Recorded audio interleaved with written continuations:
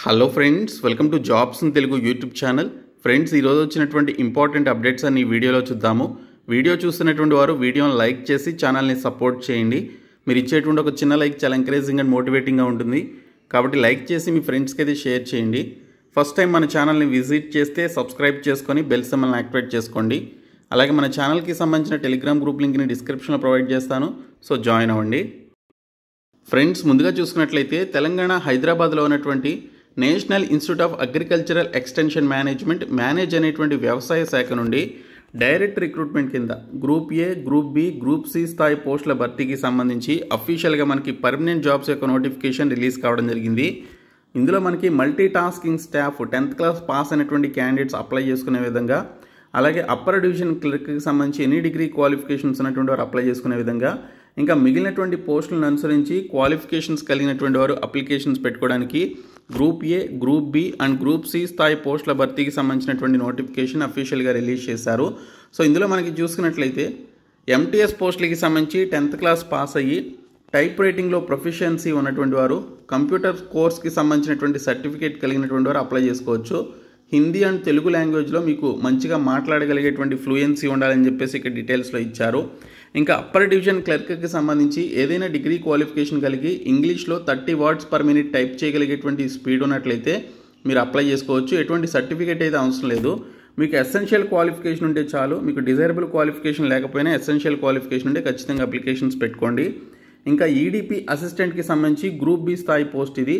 So దీనికి సంబంధించి first class 60% of మార్క్స్తో బ్యాచిలర్స్ డిగ్రీ అనేది కంప్యూటర్ అప్లికేషన్స్లో కానీ, ఐటీలో కానీ, కంప్యూటర్ సైన్స్లో కానీ, ఈఎండ్సి ఎలక్ట్రానిక్స్ అండ్ కమ్యూనికేషన్లో కానీ, ఆర్టిఫిషియల్ ఇంటెలిజెన్స్ అండ్ మెషిన్ లెర్నింగ్లో కానీ, లేదా data science or internet of things అనేటువంటి వాటిల్లో మీకు క్వాలిఫికేషన్స్ ఉన్నట్లయితే అప్లికేషన్స్ పెట్టుకోండి.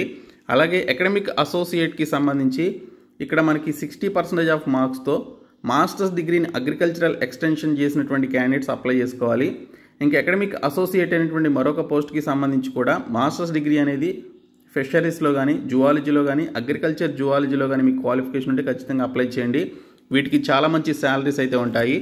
ఇంకా ఫస్ట్ క్లాస్ అసిస్టెంట్ డైరెక్టర్కి సంబంధించినటువంటి పోస్టులకి ఫస్ట్ క్లాస్ మాస్టర్స్ డిగ్రీ అనేది అగ్రికల్చర్ ఎక్స్టెన్షన్లో చేసి ఉంటే అప్లై చేసుకోవచ్చు. ఈ పోస్టులకి 3 years 5 years ఎక్స్పీరియన్స్ కూడా ఉండాలి. సో ఎక్స్పీరియన్స్ లేనటువంటి పోస్టులు చూసుకొని మీరు వీటికి సంబంధించి అప్లికేషన్స్ అయితే పెట్టుకోండి. సో పోస్టులను అనుసరించి మనకి upper division clerk and MTS పోస్టులకి 18 నుంచి 27 సంవత్సరాల మధ్య వయసు అయితే ఉండాలి. మిగిలినటువంటి పోస్టులకి 18 నుంచి 35 సంవత్సరాల వయసు అయితే ఇచ్చారు.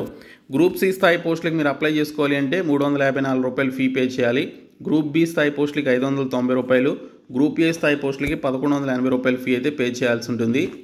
సో ఈ పోస్టులకి సంబంధించినటువంటి అప్లికేషన్స్ని మీకు సంబంధించినటువంటి అప్లికేషన్ ఫామ్తో పాటు self attested copies of your educational and experience and caste certificates ఇవన్నీ కూడా కలిపి పంపించాల్సి ఉంటుందని ఇక్కడ డీటెయిల్స్లో ఇచ్చారు.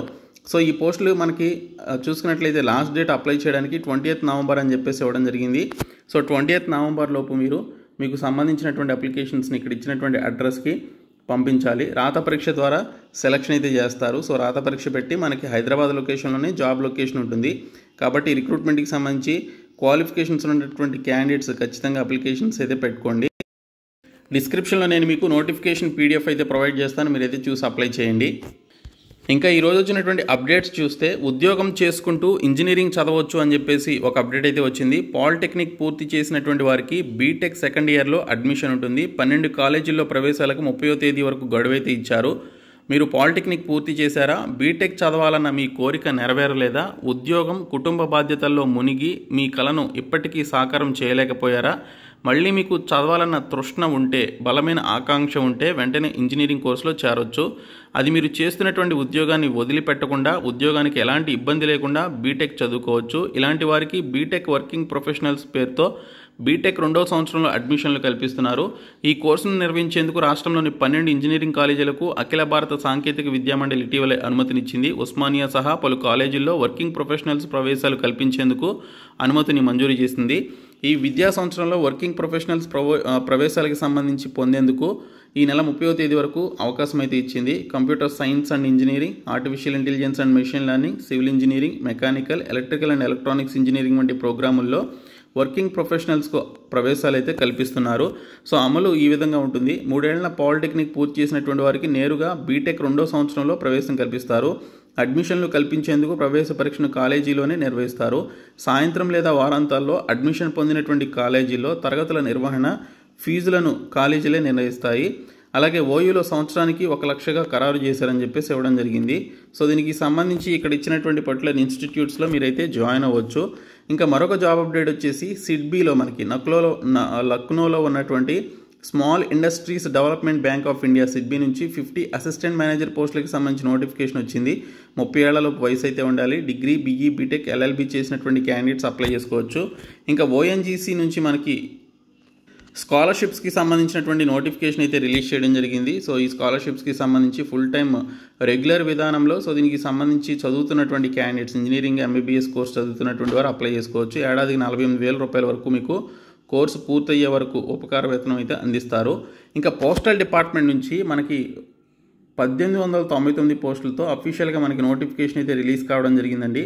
సో ఈ పోస్టులకి సంబంధించి ఏపీ, తెలంగాణలో ఎంటీఎస్, అలాగే post man, mail gourd, postal assistant, sorting assistant పోస్టులకి సంబంధించి స్పోర్ట్స్ కోటా కలిగినటువంటి క్యాండిడేట్స్ అప్లై చేసుకునే విధంగా మనకి నోటిఫికేషన్ అయితే రిలీజ్ చేశారు. సో స్పోర్ట్స్ కోటా కలిగినటువంటి వారు ఈ పోస్టులు ఖచ్చితంగా అప్లై చేయండి.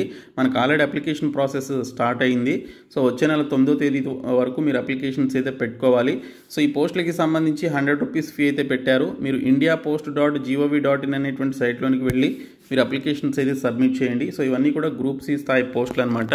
సో కాబట్టి స్పోర్ట్స్ కోటా కలిగినటువంటి వారు ఈ పోస్టులకి అప్లై చేస్తే మీకు క్రీడా విజయాలు, డాక్యుమెంట్ వెరిఫికేషన్, మెడికల్ ఎగ్జామినేషన్ ద్వారా సెలక్షన్ చేసి జాబ్ అయితే ఇవ్వడం జరుగుతుంది. ఎటువంటి ఎగ్జామినేషన్ అయితే లేదు.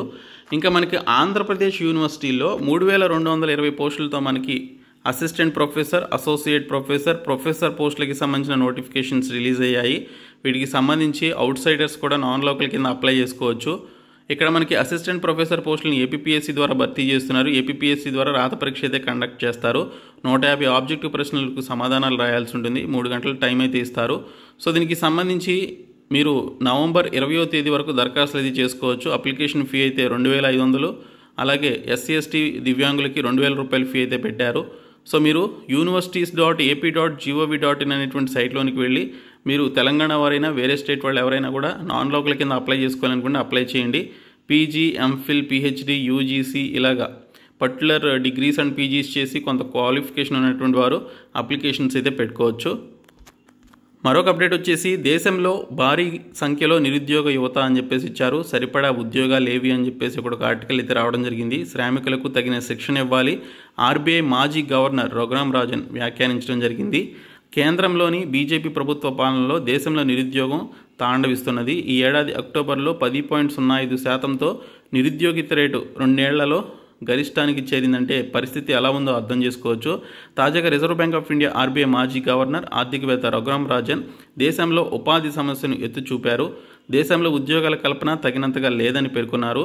దేశంలోని యువతకు ఉపాధి కోరుకునేటువంటి వారికి ఉద్యోగాలు కల్పించేందుకు భారత ఆర్థిక వ్యవస్థ వృద్ధి రేటు 8 నుంచి 8.5% మధ్యలో ఉండాల్సిన అవసరం ఉన్నదని చెప్పేసి ఆయన అయితే అభిప్రాయపడడం జరిగింది.